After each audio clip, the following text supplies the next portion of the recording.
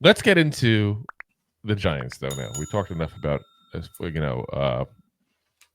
the Texans here. We're not a Texans podcast. We're a Giants podcast. God damn it! So yeehaw. Let's talk about the stars of last week. And that's the backup running backs. There's in the graphic. We got Eric Gray, PFF named the NFC Offensive Player of the Week, which I never thought I'd say that together. Right.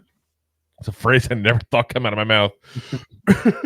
I wouldn't mind it be coming out. I'm upset about it, but never thought I'd say. Yeah. So just sounds weird to put together. Yeah. I mean, so you look at this game. We all know Daniel Jones is going to play. That's already been announced. We talked about it on the show, a couple episodes ago. We know that because of that, you got to assume the starters as a whole are going to play. So Devin Singletary probably going to hit the field for a drive or two. But the backups were the stars of that game versus the Lions last week. Absolutely the stars.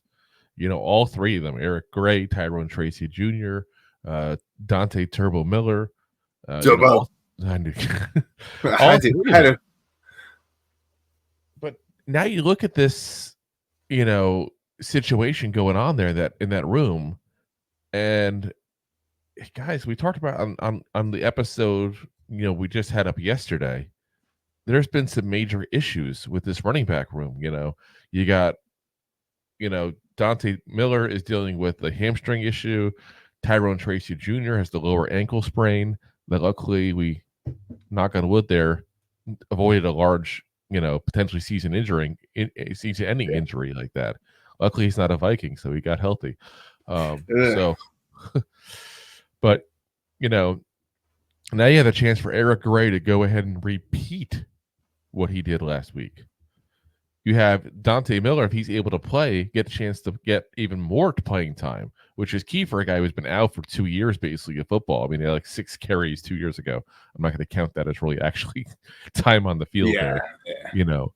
And the biggest guy who gets a real shot here is Lorenzo Lingard, the newly signed running back who was, formerly on the Jaguars team there until they cut him last week. And he becomes the guy that comes into a scenario that was loaded with running backs to a position where he might be in running back 3.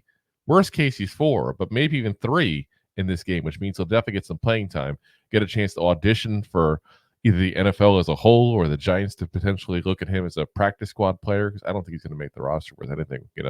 I don't think there's any kind of shot whatsoever on that happening there. So, but it's an opportunity for these guys. Because of the Tyrone Tracy Jr. injury, because of the fact that Dante Miller may also be injured, Eric Ray is going to play more in that scenario, or Miller's going to play more if he is healthy and take up some of the snaps that Dante Miller would have had. That Tyrone Tracy would have had. And like I said, you got Lorenzo Lingard now, who's going to get snaps where he may not have gotten any snaps whatsoever. I mean, Jacob Saylor's got no snaps against the Lions whatsoever. They wanted to give Miller the time. It was pretty obvious there. It was Miller time. Ooh, yes. My favorite time. I just thought of that as something like, I did not thought about that phrase. It's Miller time. We got Turbo time and Miller time out of the same guy.